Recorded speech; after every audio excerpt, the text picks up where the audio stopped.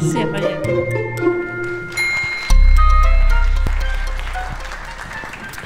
Bonjour tout le monde, j'espère que vous tenez le coup depuis ce matin, là, 9h, ça doit être long quand même. Bonsoir.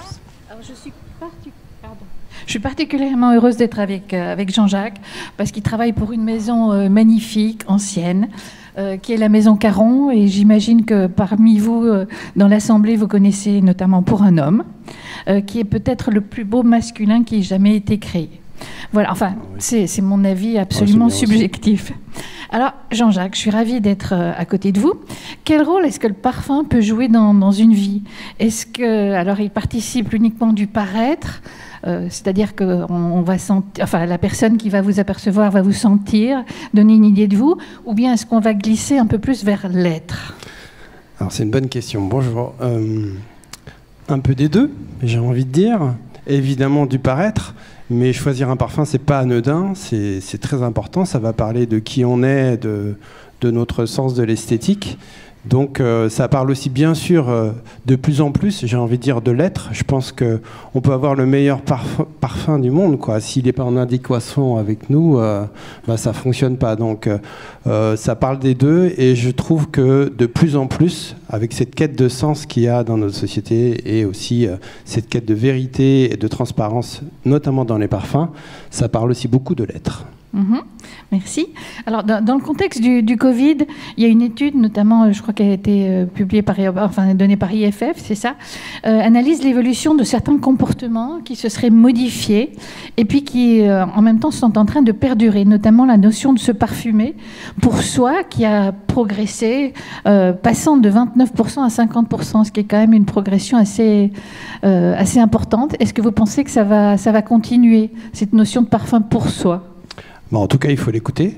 Oui, je pense que ça va perdurer. Je crois que ça va dans le sens justement du fait qu'on se parfume de plus en plus pour l'être, je pense, que pour le paraître, en tout cas autant. Donc on s'est rendu compte effectivement que la notion de plaisir personnel était en train d'exploser suite au Covid, suite aussi tout simplement à l'évolution de la société, j'ai envie de dire. Mais je crois que c'est important, et il faut, à mon avis, aujourd'hui, enfin moi j'essaie, quand j'écris des formules de parfum et quand je sens mes essais, de me dire toujours qu'il y a une notion de plaisir personnel, en tout cas dans les premiers moments, dans le moment où on le spray, qui est capitale à remplir. D'accord. Alors, 3 secteurs ont, paraît-il, pris beaucoup d'importance. Il y a de plus en plus de demandes par rapport à la sécurité, l'équitable et le Planet First. Est-ce que les attentes des consommateurs dans ces 3 domaines est-ce que c'est un secteur qui va bouger, qui va essayer de remplir les cases, d'améliorer l'état des lieux actuels? De la même manière, de toute façon, il faut l'écouter. Et il y a une exigence à remplir, j'ai envie de dire. Donc oui, sécurité évidemment. Maintenant, les choses sont assez bien organisées, donc il y a des réglementations qui sont assez sévères pour écrire les parfums, et on ne peut pas commercialiser un parfum si ça ne remplit pas ces réglementations. D'ailleurs, certaines personnes disent que les parfums ont changé, des anciens, mais c'est pas, on n'a pas juste abîmé les parfums, c'est juste que les parfumeurs essaient de s'adapter à toutes les réglementations qui évoluent chaque année. Ensuite, l'équitable, ça c'est très important. C'est vrai qu'il y a une demande.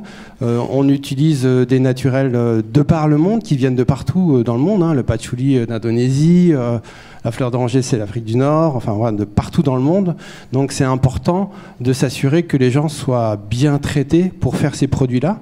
Par respect, et puis aussi parce qu'on a vraiment besoin d'eux, parce que sans ces merveilleux produits naturels, on ne peut pas les faire.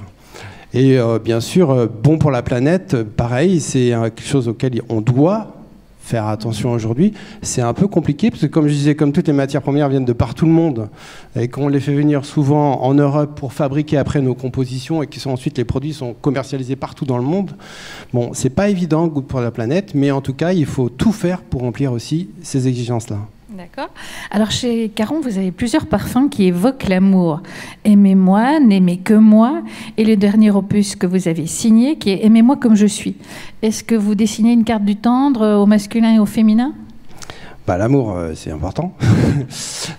Et évidemment, le parfum, c'est un des outils qu'on utilise parfois, tout le temps même, pour obtenir et donner cet amour, parce que le parfum donne de l'amour aussi. Donc chez Caron, c'est omniprésent, oui bien sûr. Il y a une histoire qui est très jolie avec N'aimer que moi, qui avait été commercialisée pendant la Première Guerre mondiale, que les hommes offraient à leurs femmes pour qu'elles ne l'oublient pas pendant qu'ils partaient à la guerre, quoi. Donc c'est vraiment très touchant. Et ça a fonctionné? Oui, j'espère. En tout cas, l'histoire est magnifique et puis il faut y croire.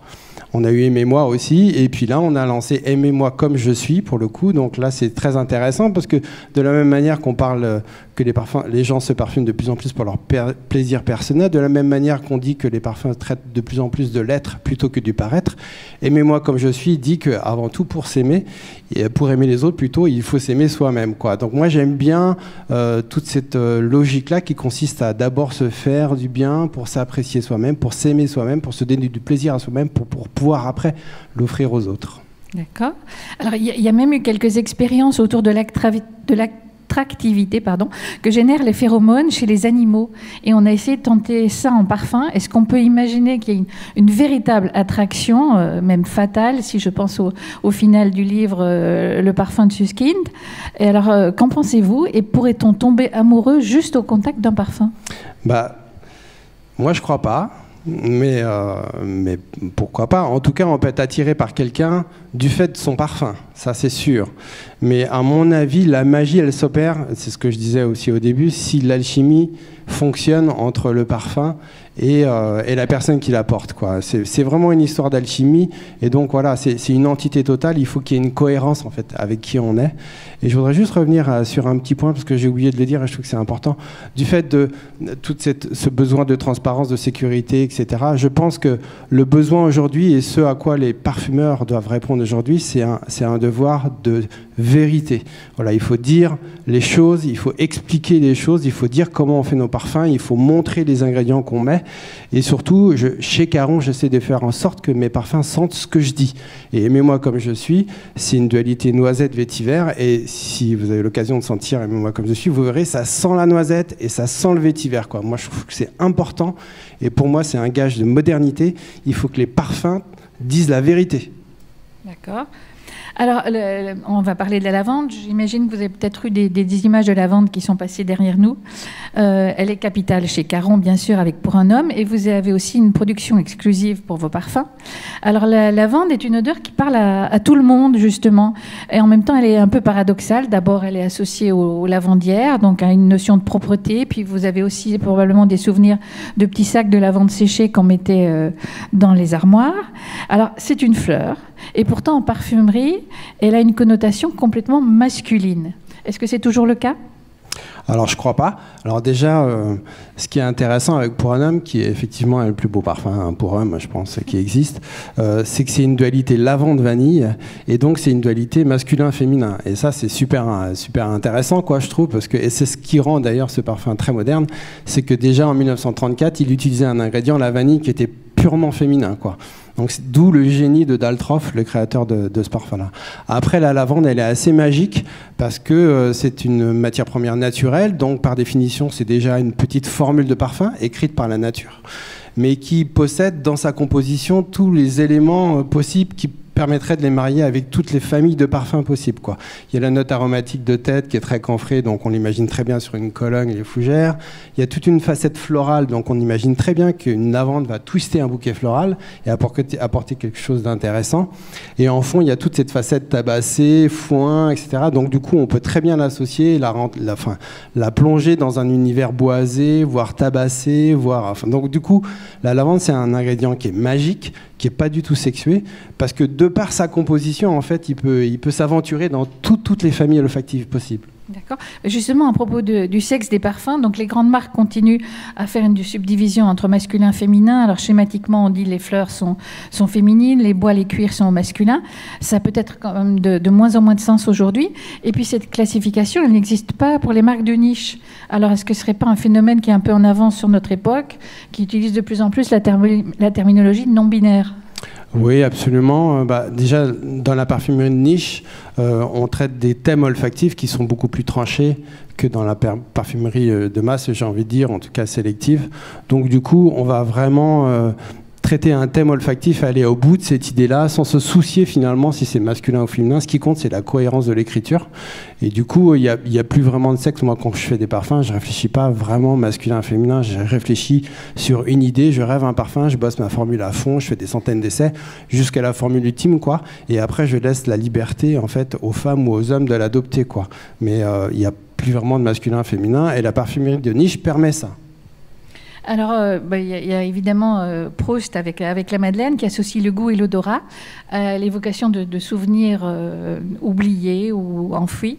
Est-ce qu'on est tous concernés par des odeurs du passé qui pourraient ressurgir justement un moment grâce à une odeur ? Ah bah, c'est la magie de l'odorat, c'est le sens qui nous permet de voyager dans le temps de manière fulgurante, j'ai envie de dire, et je pense qu'on a tous des souvenirs forts d'enfance qui sont obligatoirement associé à une odeur. Donc, du coup, oui, clairement, l'odorat, il n'y a rien de mieux pour voyager dans le temps. Mais justement, à propos de choses plus anciennes, de souvenirs, l'eau de Cologne, qui est née en Italie et puis qui a été baptisée en Allemagne, c'est justement une des formes de parfum les plus anciennes. Et elle participe à des souvenirs d'enfance, de friction, etc. Et vous venez d'en composer pour Caron. Alors, je crois qu'on peut peut-être en faire passer. Est-ce que vous sentez des effluves d'eau de Cologne en ce moment dans la salle? Oui, les colognes, c'est des produits magnifiques. C'est intéressant parce que du fait du Covid, on s'est rendu compte que les colognes revenaient beaucoup sur le devant de la scène, quoi. Il y avait quelque chose d'un peu sécurisant par rapport à l'autre Cologne, quelque chose d'assainissant. Et du coup, dans la Maison Caron, là, l'année prochaine, on lance 5 colognes qui sont pour le coup totalement asexués, masculin ou féminin, sur des thèmes tranchés où on sent vraiment ce que ça dit, encore une fois.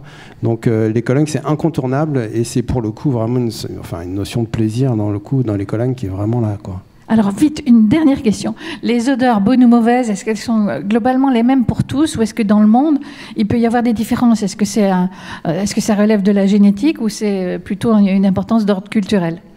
Alors, je me pose souvent cette question-là. Est-ce qu'il y a quelque chose de génétique dans le fait qu'il y ait une odeur soit bonne ou mauvaise? Je pense pas. Je pense qu'elle est purement culturelle. La seule chose qui est pour le coup génétique, c'est la puissance de l'odeur. Et ça, pour le coup, la puissance parfois peut être repoussante. Mais non, je pense que c'est culturel et éducatif. Et des exemples? Des exemples, le durian par exemple, oui, le fruit qui pousse qui est beaucoup consommé en Asie, qui sent vraiment le vomi, quoi. C'est hyper dur. Et moi, les premières fois que j'ai senti le durian, je trouvais que c'était pas possible. Et j'ai du mal à comprendre que les gens là-bas adorent ce fruit-là. Ce fruit-là. Donc voilà, il y a plein d'exemples qui prouvent bien que c'est purement culturel. Après, moi, je trouve que les fromages en France. Les fromages en France, bien sûr, qui sont détestés dans plein d'endroits du monde. Mais moi, je pense que un bon parfum, il faut qu'il y ait une petite touche de mauvaise odeur à l'intérieur. Il faut juste savoir bien le doser. C'est les fameuses notes animales qu'on utilisait avant dans les parfums. Ouais. Donc, c'est intéressant en fait. Moi, je suis assez attiré par cette idée que parfois il y a des mauvaises odeurs que malgré tout on aime bien sentir, quoi. Et je pense que c'est intéressant d'essayer d'aller cacher ça dans les parfums, sans que ça sente bien évidemment, mais voilà, vous retirez la civette à un Jiki, ça sent plus Jiki. Oui. Merci beaucoup et merci à tous d'être encore dans la salle. Merci.